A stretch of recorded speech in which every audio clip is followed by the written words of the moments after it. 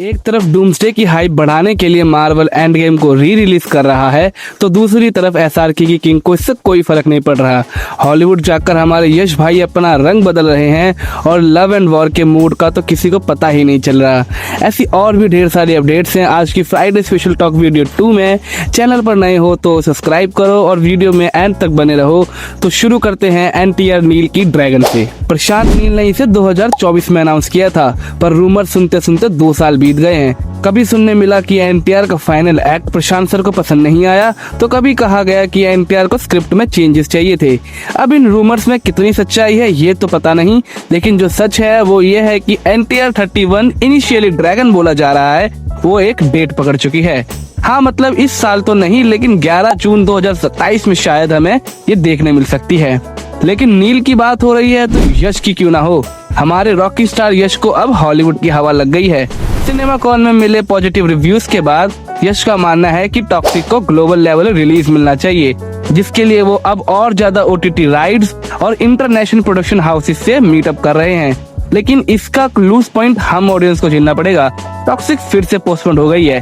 19 मार्च से 4 जून गई थी, पर अब तो कोई डेट ही नहीं पता। भाई यश की टॉक्सिक है, अब चाहे जितना वेट कराए करना तो पड़ेगा। हॉलीवुड से जो कंफर्म है वो है स्पाइडरमैन ब्रांड न्यू डे, जो 31 जुलाई को आएगी। लेकिन सवाल ये है कि टॉम हॉलैंड के स्पाइडी को अपग्रेड होने की क्या जरूरत पड़ी। ब्रूस बैनर, एवेंजर्स और डॉक्टर डूम, समझ रहे हो। हमारा मानना है कि जब डॉक्टर डूम को इतना स्ट्रॉन्ग रिप्रेजेंट किया जा रहा है तो उसके सामने सुपर हीरोज भी तो अपग्रेडेड होने चाहिए। और हो सकता है कि पोस्ट क्रेडिट में हमें डूम भैया दिखी जाए, मतलब समझ रहे हो, एंड गेम री रिलीज से पहले डॉक्टर डूम। बाकी आपको पता चल ही गया होगा कि Avengers end game re release हो रही है 25 सितंबर को।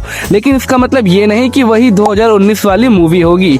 जो उसने साफ कहा है कि थिएटर जाना पड़ेगा, क्योंकि नए सीन्स और अनसीन एंगल्स हो सकते हैं जो डॉक्टर डूम के ओरिजिन को और स्ट्रॉन्ग बनाएंगे। स्पेकुलेशन तो ये भी है कि डूम्स इतना स्ट्रॉन्ग होगा कि थॉर को बिना एफर्ट्स के धोबी पछाड़ दे देगा।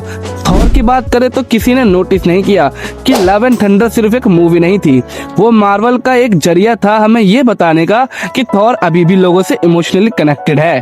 गॉड द गॉड बुचर की बेटी लव की जिम्मेदारी थॉर ने इसलिए ली क्योंकि एंड गेम में टोनी को खोने के बाद वो पूरी तरह ब्रेक हो चुका था। उसके पास बचाने को कुछ नहीं बचा था।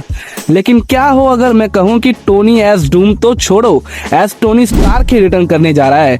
हाल ही में आरडीजे को वॉक ऑफ फेम में देखा गया और उनका लुक एकदम 2019 वाले टोनी स्टार्क जैसा था।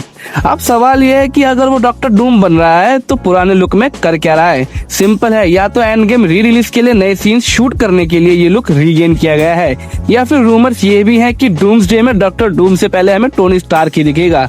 हाइप इतनी चीरफाड़ है कि बस मूवी का इंतजार है। लेकिन इतनी हाइप के बाद भी एसआरके की किंग को कोई डर नहीं है। एक तरफ 18 दिसंबर को डूम्सडे फटेगी तो दूसरी तरफ सेम वीक 24 दिसंबर को किंग राज करने उतरेगी। किंग के सेट से दीपिका और एसआरके की एक इमेज लीक हुई है। ये इमेज शायद अफ्रीका की है जहां एक सॉन्ग शूट होना है। बाकी बंसाली साहब की लव एंड वॉर के साथ क्या हो रहा है पता नहीं।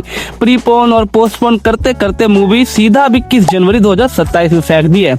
मतलब सब 2027 में दिखा दो, 2026 में हम पोगो देखकर काम चला लेंगे। आपके क्या थॉट्स है कमेंट में बताओ और फिल्मी बस को सब्सक्राइब कर लेना यार, अच्छा लगता है। मिलते हैं नेक्स्ट फ्राइडे।